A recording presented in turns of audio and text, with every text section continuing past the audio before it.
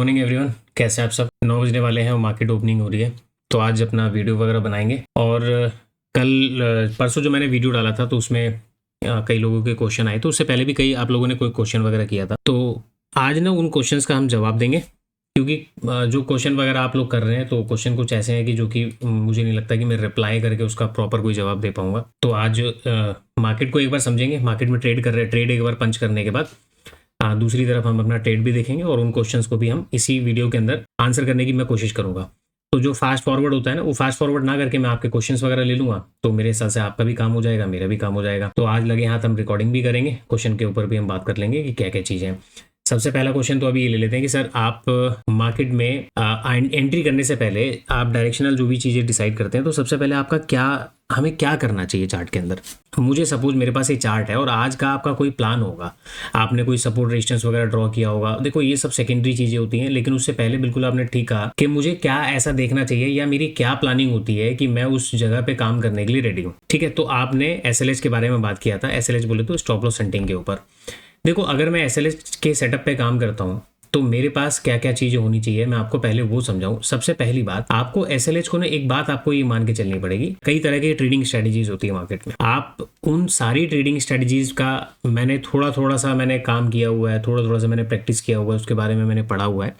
लेकिन SLH के ऊपर मैंने बहुत ज़्यादा मैंने स्टडी किया, बहुत ज़्यादा मैंने इसके ऊपर चीज़ों को मैंने देखा है। तो मैं आपको एक बात ये कह सकता हूँ, देखिए जो अगर आप SLH के ऊपर काम करते हैं तो इसकी जो एक्यूरेसी होती है ना वो 70% होती है, और 30% जो होती है वो इसकी एक्यूरेसी हो सकता है कि वो गलत हो जाए। लेकिन आपको इस आंकड़ों को समझना पड़ेगा कि आंकड़े निकल के कहाँ से आए और कैसे हुए हैं। देखिए स्टॉप लॉस हंटिंग दो तरीके से होती है, ठीक है। 2 types of stop loss hauntings वगैरह होती है। वो क्या क्या होती है, एक तो होती है जो चार्ट के ऊपर होती है। ये जो चार्ट फॉर्म होते हैं ना, चार्ट के ऊपर एक तो स्टॉप लॉस हंटिंग होती है। चार्ट के ऊपर कैसे बोले तो मार्केट में ये कोई मोमेंटम हुआ डाउन साइड का, फिर से मार्केट ऊपर गया, मोमेंटम हुआ डाउन साइड का, तो इस पॉइंट के ऊपर मार्केट में सेलर्स आ जाते हैं। फिर मार्केट कोई बेस बनाता है, बेस बना के मार्केट ने फिर से एक ब्रेकडाउन दिया, इस पॉइंट पे क्या होते हैं, मार्केट में सेलर्स आ जाते हैं। हम लोग क्या करते हैं, यहाँ पे कहीं पे जाके कैंडल्स वगैरह चार्ट वगैरह के पैटर्न्स को देखकर हम लोग कॉल साइड के ऊपर काम करते हैं कि ऊपर जो सेलर्स बैठे हैं इनको हम काम करेंगे। तो ये हो गया चार्ट के बेसिस पे स्टॉप लॉस हंटिंग। इसे हम लोग क्या बोलते हैं कि ये चार्ट का स्टॉप लॉस हंटिंग है, यानी कि हम चार्ट के ऊपर देख के काम करते हैं। दूसरा तरीका क्या होता है मार्केट के अंदर, दूसरा तरीका होता है मार्केट के अंदर साइकोलॉजिकल बेसिस पे।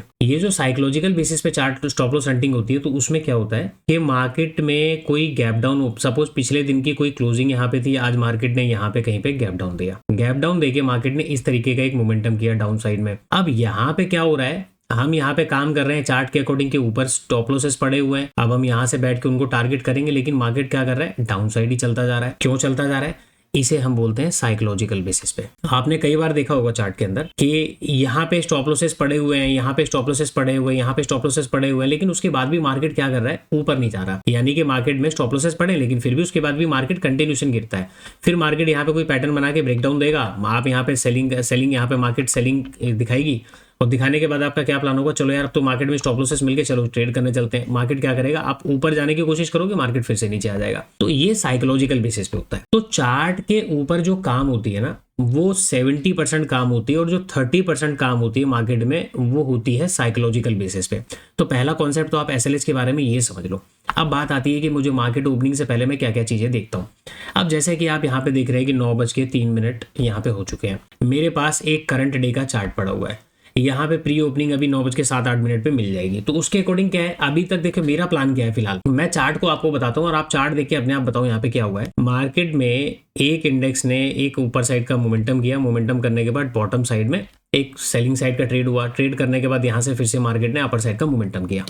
यही चार्ट आपको दिखाई दे रहा है, यही चार्ट मुझे दिखाई दे रहा है। लेकिन मेरे चार्ट देखने के जो नजरिया है और जो आपके नजरिया उसमें क्या क्या फर्क है। सबसे पहली बात, मैं अगर आज के चार्ट में बात करूं तो मुझे यहाँ पे मैं फायर्स के अंदर ले चल के आपको समझाता हूँ। अब यहाँ पे चार्ट में मुझे देखने के काम करना है कि मैं क्या करता हूँ। तो सबसे पहला पॉइंट, मुझे मार्केट में अपना डायरेक्शन आइडेंटिफाई करना है। अब ये डायरेक्शन कैसे मिलेगा, डायरेक्शन मिलेगा प्रीवियस डे के चार्ट को देखकर, यानी कि जो प्रीवियस डे का चार्ट है उसके अंदर क्या हुआ, इस क्या को ढूंढना है। तो सबसे पहले तो मैं देख रहा हूँ चार्ट में ऊपर मार्केट ने एक डबल टॉप का फॉर्मेशन किया। डबल टॉप का फॉर्मेशन करने के बाद मार्केट ने अच्छा खासा एक सेलिंग दिखाया, पीछे के जो बायर्स वगैरह थे उनको मार्केट ने निकाला होगा। वापस मार्केट ने यहाँ से एक डबल बॉटम का फॉर्मेशन किया। ये जो डबल बॉटम है ये ट्रेडेबल पैटर्न है, इसको मैं डब्लू पैटर्न बोलता हूँ। ये डब्लू पैटर्न जो है ना वो ट्रेडेबल पैटर्न है। अब मार्केट में यहाँ से फिर से एक बाइंग हुई, बाइंग होने के बाद वापस बॉटम पे आया, बॉटम आने के बाद ऊपर गया। अब देखो ध्यान से कि क्लोजिंग कहाँ पे हुई है। अगर मैं बैंक निफ्टी के चार्ट को देखूं 48,000 के ऊपर जाके मार्केट ने क्लोज किया, नीचे डबल बॉटम बना हुआ है, तो मुझे यहाँ पे क्या लग रहा है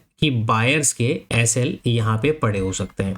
एक कहानी मुझे नीचे समझ में आ गई, सर ऊपर भी तो डब्लू पैटर्न बना हुआ है। हाँ डब्लू पैटर्न बना हुआ है, लेकिन डब्लू पैटर्न ये जो पैटर्न नंबर 1 है और ये जो पैटर्न नंबर 2 है, इन दोनों पैटर्न में एक चीजें आपको दिखाई देंगी। वो क्या है कि इस वाले डब्लू पैटर्न पे जितने सेलर्स मार्केट में देख के, इस डब्लू पैटर्न को देख के जितने सेलर्स आए होंगे, क्योंकि मार्केट ने गिरावट करने के बाद सेम डायरेक्शन में एक अच्छा खासा मूव किया हुआ है और 48,000 के ऊपर काम किया हुआ है, तो ये वाला डब्लू पैटर्न का जो परसेंटेज है वो रह गया केवल 30% का।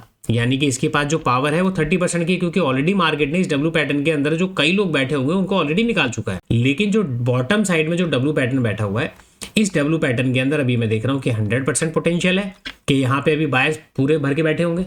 तो अब देखो कितने इजी तरीके से मुझको डायरेक्शन मिल गया कि क्लोजिंग भी 48,000 के ऊपर है, बॉटम में भी डब्लू पैटर्न है, लेकिन इस पैटर्न और इस पैटर्न में फर्क ये है कि यहाँ पे मार्केट ऑलरेडी रिकवर कर चुका है, तो केवल इसकी पावर 30% की रह गई और इसकी पावर अभी 100% की है। तो पहला डायरेक्शन तो मुझको दिखाई देगा कि मैं अभी बॉटम साइड के लिए प्लान कर सकता हूँ, ये एक डायरेक्शन दिख गया। अच्छा दूसरा सर, अब ओपनिंग के ऊपर अगर मार्केट फ्लैट ओपन हो जाता है, थोड़ा बहुत गैप डाउन भी अगर ओपन हो जाता है तो चलेगा, मार्केट में थोड़ा बहुत गैप अप भी ओपन हो जाता है तो भी चलेगा। लेकिन अगर मार्केट में कोई बड़ा गैप अप मिल जाता है, बड़े गैप अप से मेरा मतलब है कि 250 से 300 पॉइंट का अगर कोई गैप अप मिल जाता है, तो ऐसी कंडीशन में मार्केट कंटिन्यूएशन में मोमेंटम कर सकता है। कल के चार्ट को अगर देखकर हम बात करें, मार्केट ने छोटा मोटा गैप अप देने के बाद एक कंटिन्यूएशन का मोमेंटम देके ट्रैप कर लिया। तो आज हो सकता है कि मार्केट में अगर कोई गैप अप मिले तो पहली बात तो कंटिन्यूएशन का मोमेंटम ट्रैप में कन्वर्ट ना हो, तो एक पॉइंट यहाँ पे हो गया। अगर मार्केट में कोई गैप अप वगैरह ओपन देता है तो ऐसी कंडीशन में नीचे के जो डब्लू पैटर्न वाले लोग हैं या जो बायर्स हैं वो क्या हो जाएंगे, प्रॉफिट के अंदर हो जाएंगे। और जब प्रॉफिट के अंदर हो जाएंगे तो ऑपरेटर को मार्केट को नीचे गिरा के इनकी जेब से पैसा नहीं मिलने वाला। क्यों नहीं मिलने वाला? क्योंकि जो लोग यहाँ पे बैठ के पोजीशन बना के गए हैं, जो लोग यहाँ पोजीशन बना के गए हैं, मार्केट में अगर गैप अप खुलेगा हो सकता है कि वो 2 लाख रुपए के प्रॉफिट के अंदर आ जाए। मैं एक एग्जांपल आपको बता रहा हूँ, ये 2 लाख रुपए के प्रॉफिट पे ऑपरेटर जितना मर्जी जोर लगा ले, ये 2 लाख रुपए उनसे नहीं छीन सकता। हो सकता है कि मार्केट ने जैसे अपना लो का ब्रेकडाउन करेगा ये निकल जाएगा, हो सकता है कि 1 लाख रुपए निकल जाए, यानी कि टोटली मार्केट में इनकी जेब से पैसा नहीं निकाला जा सकता। बात यहाँ पे क्लियर हो गई। तो मेरे पास कुल मिला के डायरेक्शन क्या है कि बड़े गैप अप के अंदर मैं कॉल साइड का प्लान करूंगा, और अगर फ्लैट हल्का फुल्का यहाँ कहीं मिल जाता है तो मेरा प्लानिंग अभी क्या है, इन लोगों को टारगेट करना है। क्योंकि डब्लू पैटर्न 2 तरीके के होते हैं, एक डब्लू और एक एम। इनमें से एक ट्रेडेबल होता है, एक नॉन ट्रेडेबल होता है। तो अभी तो फिलहाल ये ट्रेडेबल है। अब एक बार चल के देखते हैं कि मार्केट के अंदर कि क्या क्या चीज है। तो सबसे पहला मैंने काम क्या देखा कि स्टॉप लॉसेस यानी कि डायरेक्शन का है। तो डायरेक्शन मुझे क्या मिल गया, डाउन साइड का। अब डायरेक्शन मिलने के बाद अब करंट डे के चार्ट के अंदर मुझे देखना है ओपनिंग कैंडल का क्या रूल है। पहली कैंडल बनने के बाद मार्केट ने अपॉर्चुनिटी किसको दिया, सेलर्स को अपॉर्चुनिटी दिया, बायर्स को दिया। क्या हमें वहां पे वेट करना चाहिए, नहीं करना चाहिए, बस ये सिंपल सी चीजें हैं। अब मैंने आपको जो काम बताया ना 70% के चार्ट के ऊपर, तो देखो चार्ट के ऊपर जो स्टॉप लॉस हंटिंग होती है 70% एक्चुअल में 70% का रेशियो नहीं है, लेकिन मैंने मोटा मोटा आपको बताया है। कभी मैं फुर्सत में अगर आपको रहा तो मैं आपको चार्ट में स्टॉप लॉस हंटिंग के मैं एक्यूरेट डाटा बताऊंगा कि 2024 के अंदर अगर हम बात कर लेंगे, अभी 2025 चल रहा है ना, कि 2024 के अंदर अगर मैं स्टॉप लॉस हंटिंग को केवल चार्ट के बेसिस पे बोलूं, जहां पे चार्ट ने दिखाया कि हाँ भाई यहाँ पे मार्केट में ये वाले पॉइंट के बाद सेलर आ गए, यहाँ पे मार्केट में डेफिनेटली सेलर आ गए, उसके बाद ये डब्लू पैटर्न बना तो यहाँ पे मैं बाय कर सकता हूँ कि नहीं कर सकता हूँ, तो ये चार्ट आपको बता रहा है कि बाय कर लो। ये चार्ट में केवल 70% अगर काम हुआ तो 2024 में कितनी बार ये परसेंटेज काम किया, मैं एक्यूरेट डेटा आपको दूंगा। तो अभी देखिए फिलहाल क्या हो रहा है, मार्केट ने 162 पॉइंट का गैप अप दिया और निफ्टी ने 71 पॉइंट का गैप अप दिया। तो मार्केट में अभी क्या हो रहा है, तो अब यहाँ पे थोड़ा सा अपने को देखना पड़ेगा कि कैसे कैसे क्या चल रहा है। और 540 541 यानी कि हमारा एक रेजिस्टेंस मार्क है 540 का, और 541 पे मार्केट ने ओपनिंग दिया हुआ है। अब ये ओपनिंग के बाद ही मार्केट यहाँ पे रिजेक्शन करेगा तो थोड़ा सा हमारे लिए मामला गड़बड़ हो सकता है। क्योंकि कल क्या हुआ है, मार्केट ने यहाँ पे भी गैप अप दिया, गैप अप देने के बाद इसने क्या किया, बॉटम साइड में सीधा क्लोजिंग प्राइस का ब्रेकडाउन किया, रिट्रेसमेंट करने के बाद ये कंटिन्यूशन कर गया। तो क्या आज भी मार्केट ऐसे ही करके ओपन होगा और यहाँ पे मार्केट क्या करेगा, क्लोजिंग प्राइस का ब्रेकडाउन देगा फिर चला जाएगा? नहीं, या तो ये क्लोजिंग प्राइस का सपोर्ट लेके मार्केट निकल जाएगा। ठीक है, अगर ये नहीं सस्टेन कर पाता है इस तरीके से, अगर इसने कंडीशन बनाई तो क्लोजिंग प्राइस का सपोर्ट लेके फिर ये निकल जाएगा, फिर ये ब्रेकडाउन वगैरह नहीं करेगा। तो यहाँ पे 2 कंडीशन है। तो निफ्टी के अंदर थोड़ा सा गैप अप ज्यादा मिला हुआ है, तो बॉटम साइड के अंदर जो लोग बैठे हुए हैं ये अभी प्रॉफिट के अंदर आ चुके हैं। तो ये तो अभी प्रॉफिट के अंदर आ गए, तो क्या यहाँ पे बैठ के हम डायरेक्टली इनको टारगेट कर पाएंगे? अभी तो नहीं कर पाएंगे। तो ओपनिंग के बाद अब अपने को देखना है कि भाई देखो ओपन होते ही मार्केट ऐसे करके यूं करके धराशायी हो जाता है, तब तो बात अलग है कि फिर हम उस हिसाब से चीजों को वहां पे प्रिडिक्ट करेंगे।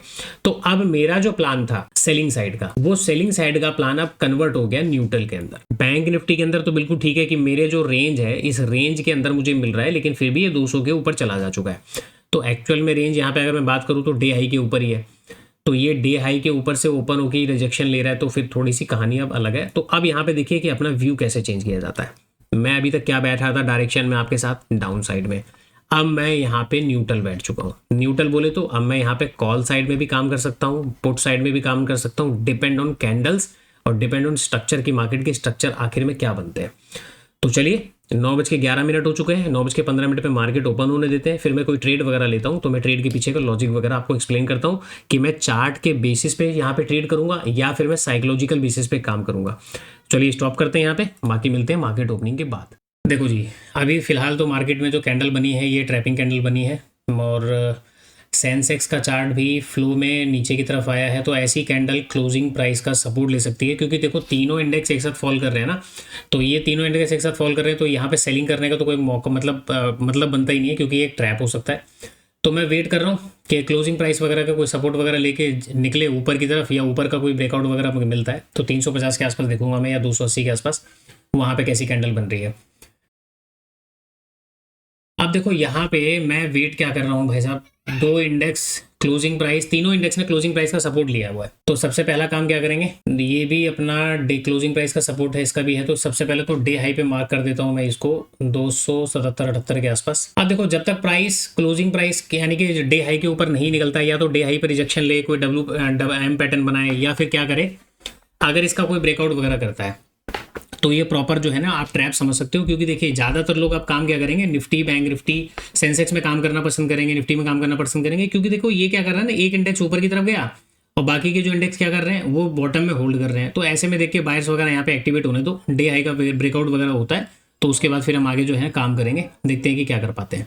मार्केट ने अपना डे हाई भी ब्रेकआउट किया, प्रीवियस डे का हाई भी ब्रेकआउट किया। मार्केट में अब यहाँ पे ऊपर की तरफ देखो स्टॉप लॉस अवेलेबल नहीं है, जो भी स्टॉप लॉस अवेलेबल है वो डाउन साइड में अवेलेबल है। तो इसको देखते हुए हम यहाँ पे काम करेंगे। तो थोड़ा सा मैं वेट कर रहा हूँ कंफर्मेशन का। देखो एक मार्केट ने क्लोजिंग प्राइस का सपोर्ट लेके ऊपर की तरफ गया हुआ है, नीचे वाले का तो ठीक है, इनका तो काम अब खत्म हो गया, क्योंकि इनको तो स्टॉप लॉस आप इनको तो टारगेट कर नहीं सकते। मार्केट ने यहाँ पे एक ब्रेकआउट दिया, ब्रेकआउट के बाद एक जोन बनाया, फिर से इसका ब्रेकआउट हुआ, ब्रेकआउट के बाद अब यहाँ पे डबल टॉप की कुछ तैयारी हो रही है, तो इसके बेसिस पे काम करेंगे। बट डर किस बात का है, चार्ट रिपीटेशन का, क्योंकि चार्ट कल रिपीट हो चुके हैं। कल मार्केट ने एक ब्रेकआउट दिखा के फेलियर में कन्वर्ट किया था, तो केवल इसका डर है। लेकिन ऊपर एसएल नहीं है, जो भी स्टॉप लॉसेस पड़े हैं वो बॉटम साइड में पड़े हैं, कहाँ पे 200 के नीचे। तो मार्केट को 200 तक तो आना चाहिए, और 200 के बाद ये वाले स्विंग का थोड़ा सा मुझे, यानी कि आज का जो ट्रेड है ना, उस ट्रेड की वो प्रोबेबिलिटी क्या होती है, देखिए वो केवल चार्ट के बेसिस पे काम किया जाता है। आज साइकोलॉजिकली हम काम नहीं कर सकते, चार्ट के बेसिस पे काम करेंगे। तो सबसे पहले स्ट्राइक प्राइस वगैरह लगाते हैं। यहाँ पे मैं लगाता हूँ 48,300 की पुट, मार्च 48,300 की पुट, कितने हैं 469।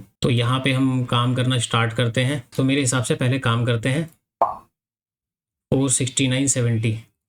चलो यहाँ पे सेलिंग का अपना काम लगा दिया हमने 469.70 के आसपास। 470 का हमारा बाइंग प्राइस है लगभग, यहाँ कहीं पे हमने बाई किया है, ठीक है। तो ये एक फाइनल लास्ट ब्रेकआउट हो सकता है। इसके बाद मार्केट में 1 2 3 नीचे की तरफ इसको आना चाहिए। अब डिपेंड करता है टारगेट कितना रख पाएंगे हम, क्योंकि 200 पॉइंट तो या देखो कम से कम तो चाहिए। ये हमारा टारगेट पॉइंट है। चार्ट को करेंगे 3 मिनट के टाइम फ्रेम पर। मैं आपको चार्ट के पीछे का लॉजिक अगर बताऊं तो सिंपल लॉजिक है, इसमें कोई साइकोलॉजिकल नहीं है। देखो सबसे पहली बात, ये जो बॉटम पे जो डब्ल्यू पैटर्न का फॉर्मेशन हुआ और एक डबल टॉप का फॉर्मेशन ऊपर की तरफ हुआ है, तो डबल टॉप के फॉर्मेशन पे ऊपर स्टॉप लॉस अवेलेबल थे, बॉटम पे स्टॉप लॉस अवेलेबल थे। मार्केट खुला गैप अप, तो गैप अप खुलने के बाद मार्केट ने ये जो मोमेंटम नीचे की तरफ किया होगा, तो आसपास के जो एसएल है मार्केट को वो मिल नहीं सकते थे।